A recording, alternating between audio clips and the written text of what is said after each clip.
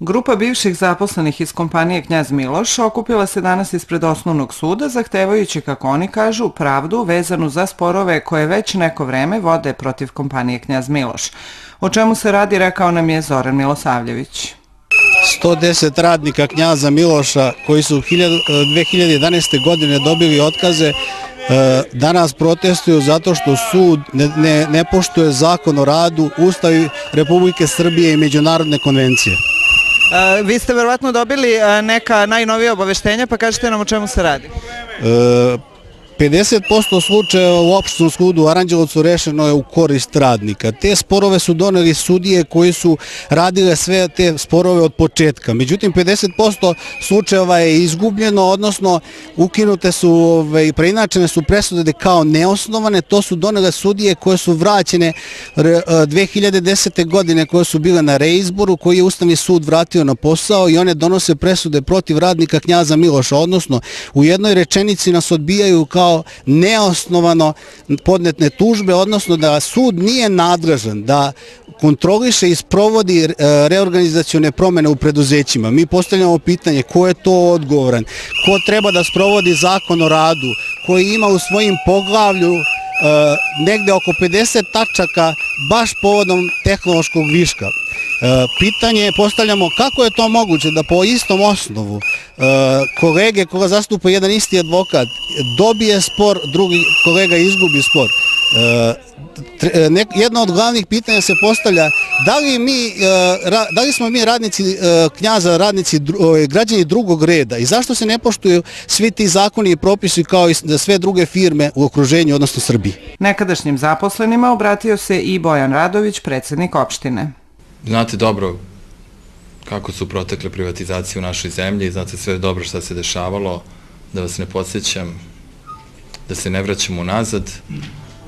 Nema potrebe da to analiziramo kako je to prodato, šta je urađeno, ali svakako da postoje određene posledice i da neke privatizacije, nažalost, nisu donele ništa dobro kada je u pitanju broj radnika.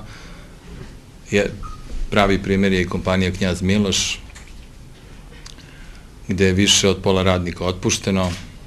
Vi znate bolje od mene koliko sada radnika radi, a ne znam koliko je od tih radnika iz Aranđelovca. Okolnosti su se promenile. Mi smo se trudili i trudimo se da imamo dobru saradnju, bez obzira ko je vlasnik. Mi to moramo da radimo.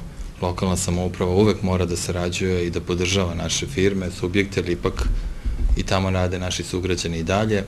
Ali ovo je jedna nemila situacija gde je jedna veća grupa radnika otpuštena, a čujem da to nije urađeno u skladu sa zakonom i da se traži od predstavnika lokalne samouprave da omoguće sastanak i sa radnicima u ministru pravde, znači u pravosuđu. Kao što znate, naša lokalna samouprava ima puno problema. Možda ste malo čekali, ali ako ste malo čekali, nemojte da zamerite. Znači, morali smo puno toga da rešamo, pokušat ćemo da rešimo i ovaj problem.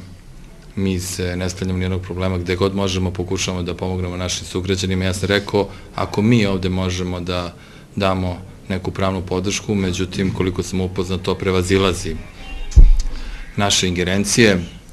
Radi se o mnogo ozbiljnim stvarima, tako da obezbedit ću taj sastanak i to vam sada obećavam. Naravno, morate da razumete da nije lako ni meni u ovom trenutku, kada se sprovode tolike reforme, doći lako i do ministra. Imali smo puno problema, da vam ne pričam, i oko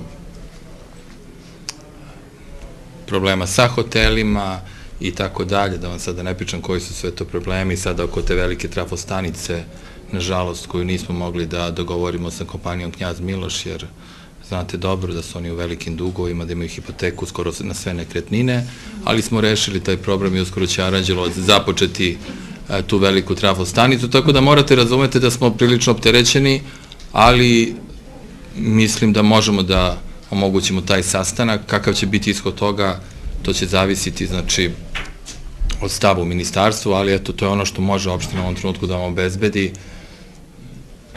Da li još ima nekih pitanja izvolite šta je to što mislite gde mi možemo još da vam pomognemo. Ja bih pitao kada će to da bude? Evo uskoro, znači vrlo brzo. Pitanje orijentacijono, ne mora u 5 dana. Orijentacijono, znate, ministri nisu nekog koga možete dobijete svakog trenutka. Imaju puno obaveza. I svih zovu, iz svih opština, svih gradova i tako dalje.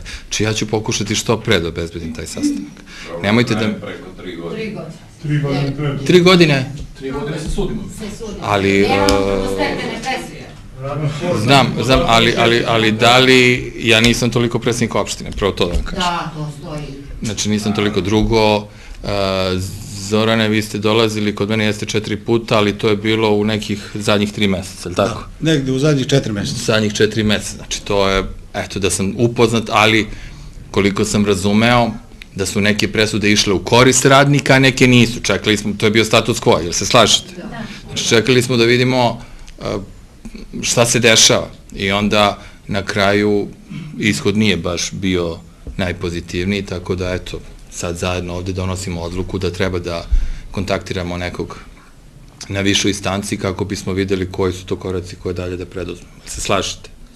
Znači, nije baš tako bilo da sam ja sam primio i gospodina Milosavljevića i razgovarali smo, ali nije bila baš situacija tada u tom trenutku da je zahtevala odmah da, međutim koliko vidim da je znači došlo do tačke D i da sada treba da razgovaramo, da vidimo u kom smeru će to da ide. Tako da ćete imati punu podršku što se tiče lokalne samouprave, ja to mogu da vam obećam.